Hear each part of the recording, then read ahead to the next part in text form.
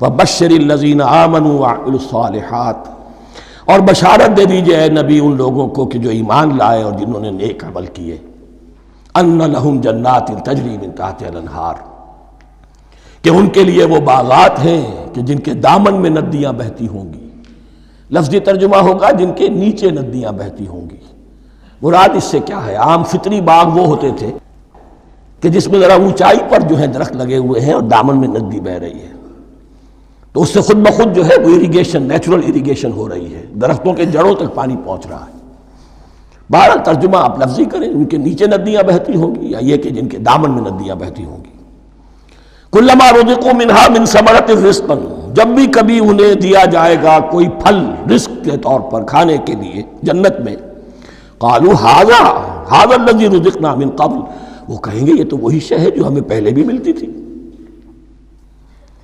اس کا ایک مفہوم یہ ہے، یہ جو نزل ہے، ابتدائی جو ہے دعوت ہے، ابتدائی ضیافت جو ہوگی اس میں وہی چیزیں کہ جو معروف ہے، جانی پہچانی ہے۔ یہ رمان، یہ دیکھیے یہ انار آ رہا ہے خوبصورت، یہ انگور ہے خوبصورت، یہ نخیل ہے، یہ نخل ہے، یہ رطب ہے، لیکن ذائقے کی کوئی نسبت و تناسب بھی نہیں ہوگا۔ وہ کہیں گے یہ وہی شے ہے جو ہمیں پہلے ملتی تھی۔ وَأُتُوا بِهِ مُتَشَابِهًا، مشابہ تو ہوگی وہ، لیکن ان کے ذائقے میں زمین و آسمان کا فرق ہوگا۔ اور ایک یہ بھی مفہوم لیا گیا کہ آخرت میں جنت میں بھی وہی میوے ملتے رہیں گے، لیکن ان کا ذائقہ بدلتا رہے گا۔ شکل وہ ہوگی لیکن ذائقہ وہی رہے گا کہ جس سے انسان کی پھر طبیعت بھر جاتی ہے ایک ہی شے کو کھاتے ہوئے۔ وَلَهُمْ فِيهَا أَزْوَاجٌ مُطَهَّرَةٌ، اور ان کے لیے ہوں گے اس میں بہت ہی پاک باز، نہایت پاک کی ہوئی بیویاں ہوں گی۔ ازواج مطہرۃ وہم فیہا خالدون، اور اس میں رہیں گے ہمیشہ ہمیش۔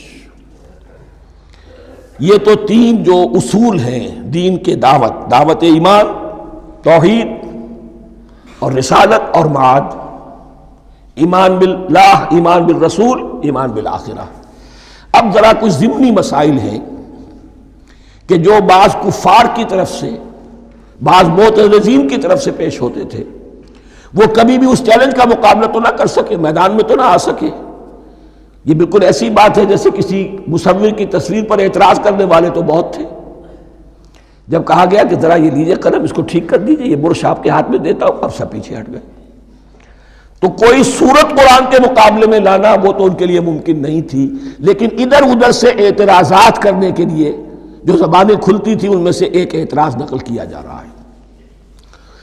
وہ یہ تھا کہ وہ کہتے تھے کہ قرآن مجید میں مکھی کی تشبیہ آئی ہے، یہ تو بڑی حقیر سی شے ہے، اعلیٰ کلام ہو اور اعلیٰ متکلم ہو وہ ایسی حقیر چیزوں کا تذکرہ نہیں کرتا۔ بیت العنکبوت، مکڑی کا بھی ذکر ہے قرآن مجید، اتنی حقیر شے کا، یہ کوئی اعلیٰ کلام نہیں۔ اس کا جواب دیا جا رہا ہے کہ اصل میں کہیں تشبیہ بیان کرنی ہے، تمثیل بیان کرنی ہے، تو دیکھنا یہ کہ جس شے کے لیے تشبیہ دی جا رہی ہے اس کی مناسبت والی شے ہو۔ شے کوئی بہت حقیر ہے تو کسی عظمت والی شے سے آخر کیسے تشبیہ دی جائے گی؟ وہ تو کسی حقیر شے سے ہی تشبیہ دی جائے گی تو جو اصل مقصد ہے تشبیہ کا وہ پورا ہوگا۔ ان اللہ لا یستحیی ان یضرب مثلا ما بعوضۃ فما فوقها، اللہ تعالیٰ کو تو اس میں کوئی جھجک نہیں ہے، کوئی شرم نہیں ہے کہ وہ مچھر کی مثال بیان کرے، تو اس سے اوپر، اب یا فوقہا میں دونوں معنی ہو جائیں گے، یعنی کمتر اور حقیر ہونے میں اس سے بھی بڑھ کر، یا یہ کہ اس سے اوپر کی کوئی شے اس کی مثال دینے میں اللہ کو کوئی جھجک نہیں، اس لیے کہ مکھی بھی بہرحال مچھر سے تو ذرا بڑی شے ہے۔ اس معنی میں بھی ہو سکتا ہے فوقہا، اور فوقہا اس معنی میں بھی کہ اس سے بھی حقیر ہونے میں اس سے بھی بڑھ کر۔ فَأَمَّا الَّذِينَ آمَنُوا فَيَعْلَمُونَ أَنَّهُ الْحَقُّ مِن رَّبِّهِمْ، تو جو لوگ صاحب ایمان ہیں وہ جان لیتے ہیں کہ یہ حق ہے ہمارے رب کی طرف سے۔ وَأَمَّا الَّذِينَ كَفَرُوا، اور جنہوں نے کفر کیا ہے، فَيَقُولُونَ مَاذَا أَرَادَ اللَّهُ بِهَذَا مَثَلًا، یہ کیا مثال اللہ نے دی، کیا ارادہ ہوا اللہ کا اس مثال کے ذریعے سے؟ ناک بھوں چڑھا رہے ہیں، اعتراض کر رہے ہیں۔ اب جو آ رہا ہے اگلا جملہ وہ ہے بہت اہم، یضل بہ کثیرا ویہدی بہ کثیرا، اسی کے ذریعے سے اللہ بہتوں کو ہدایت دیتا ہے اور اسی کے ذریعے سے بہتوں کو گمراہ کرتا. معلوم ہوا کہ ہدایت اور گمراہی اور ہدایت اور ضلالت انسان کی سبجیکٹو کنڈیشن کے اوپر دار و مدار ہے. اس کا آپ کے دل میں خیر ہے، بھلائی ہے، نیت صحیح ہے، طلب ہدایت، طلب علم، اس میں آپ سچے ہیں، آپ کو ہدایت مل جائے گی. دل میں زیغ ہے، کجی ہے، نیت میں ٹیڑھ ہے، فساد ہے، تو اسی کے ذریعے سے اللہ آپ کی گمراہی میں اضافہ کر دے گا. یضل بہ کثیرا ویہدی بہ کثیرا. لیکن اللہ کا یہ کسی کو ہدایت دینا اور کسی کو ضلالت دینا علل ٹپ نہیں ہے، کسی قاعدے اور قانون کے بغیر نہیں ہے. وما یضل بہ الا الفاسقین. نہیں گمراہ کرتا وہ اس کے ذریعے سے مگر صرف سرکش لوگوں کو، جن میں سرکشی ہے، تعلی ہے، تکبر ہے. اور ان کے اوصاف کیا ہے؟ الذین ینقضون عہد اللہ من بعد میثاقہ. جو توڑ دیتے ہیں اللہ کے ساتھ کیے ہوئے عہد کو. اور سب سے بڑا عہد یہ سورہ اعراف میں چل کر آئے گا، عہد الست. عالم ارواح میں ہم عہد الست کر کے آئے. الست بربکم قالوا بلا. کیا میں ہی نہیں ہوں تمہارا رب؟ تمام ارواح نے میں بھی تھا، آپ بھی تھے، سب تھے، کل انسان. جتنے انسان دنیا میں آج تک آ چکے ہیں وہ بھی تھے، اور جو آنے ہیں ابھی قیامت تک وہ بھی تھے. لیکن تھے صرف ارواح کی شکل میں، جسم نہیں تھے. اور یہ میں آپ کو بتا چکا ہوں، مکمل وجود ہے انسان کا روحانی وجود. اولاً تخلیق اس کی ہوئی تھی، اسی سے آگے چل کر ایک بہت فلسفے کا بہت گہرا مضمون آ رہا ہے آگے چل کر. وہ جو عہد الست الست بربکم قالوا بلا، انہوں نے اس عہد کو توڑا. اللہ کو اپنا مالک اور خالق اور اپنا حاکم جاننے کی بجائے خود حاکم بن کر بیٹھ گئے. الیس لی ملک مصر. کیا مصر کی بادشاہی میری نہیں ہے؟ I am the sovereign. We are sovereign. Popular sovereignty. بغاوت، سرکشی، فاسق. وما يضل به الا الفاسقين الذين ينقضون عهد الله من بعد ميثاقه ويقطعون ما امر الله به ان يوصل. اور کاٹتے ہیں وہ چیز جسے اللہ نے جوڑنے کا حکم دیا ہے. اللہ نے صلہ رحمی کا حکم دیا ہے، یہ قطع رحمی کرتے ہیں. مال کی طلب میں بھائی بھائی کو ختم کرتا ہے، اس کے مال کو ہتھیانے کے لیے، اپنی ذاتی اغراض کے لیے تمام اخلاقی حدود جو ہے انسان پس و پیش ڈال دیتا ہے. اپنا تکبر، اپنے لیے تعلی. الذین، آپ دیکھیے نوٹ کیجئے، اس میں ہماری شریعت کا فلسفہ یہ ہے، ایک تعلق ہے اللہ کا بندے کے ساتھ، حقوق اللہ. ایک ہے بندوں کا بندوں کے ساتھ، حقوق العباد. اللہ کا حق کیا ہے؟ اسے حاکم اور مالک، اور حاکم سمجھو، الملک سمجھو، خود اس کے بندے بنو. انسانوں کا حق کیا ہے؟ کونوا عباد اللہ اخوانا. سب آپس میں بھائی بھائی اللہ کے بندے بن جاؤ. اور اس میں سب سے اہم ترین رحمی رشتہ ہے، سگے بھائی، سگے بھائی بہنیں. پھر دادی کے اوپر جا کر وہ کزنز آ جائیں گے، پر دادی پر جا کر اور جمع ہو جائیں گے، یہاں تک کہ آدم و حوا پر تمام انسان جمع ہو جائیں گے. تو رحمی رشتے کی بڑی اہمیت ہے.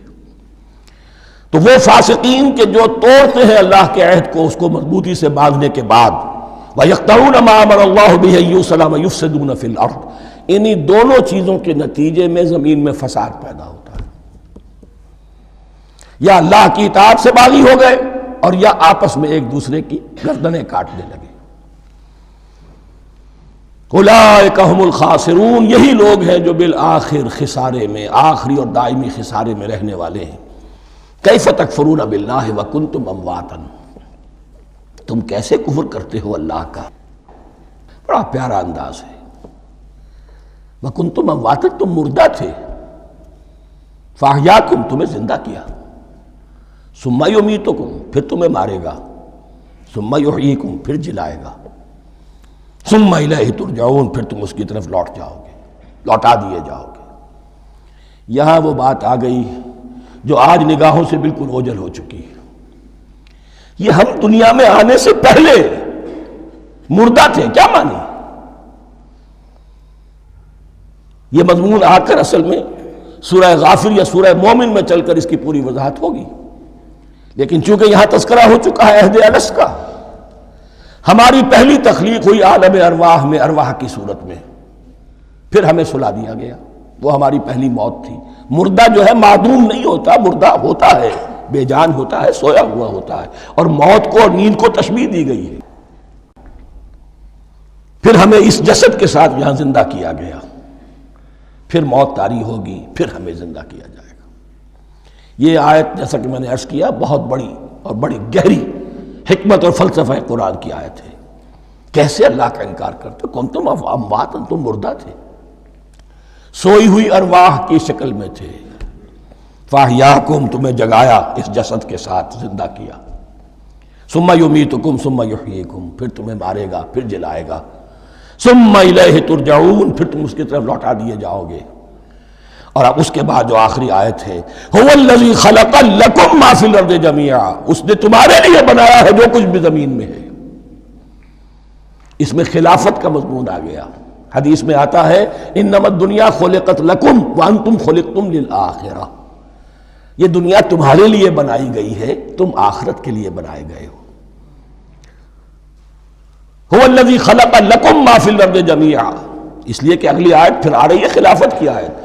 سارا کچھ زمین میں یہ بستر جو بچھایا اور یہ کائنات کو، زمین کو سجایا، تمہاری خلافت کے لیے۔ ثم استوى الى السماء فسواهن سبع سماوات، پھر وہ متوجہ ہوا آسمانوں کی طرف اور انہیں 7 آسمانوں کی شکل میں بنا دیا۔ جیسا کہ میں کل عرض کر چکا ہوں، یہ تاحال ابھی یہ آیات متشابہات میں سے ہے۔ 7 آسمانوں کی کیا حقیقت ہے ہم اس سے ابھی پورے طور سے واقف نہیں۔ وَهُوَ بِكُلِّ شَيْءٍ عَلِيمٌ، اور اسے ہر شے کا علم حقیقی حاصل ہے۔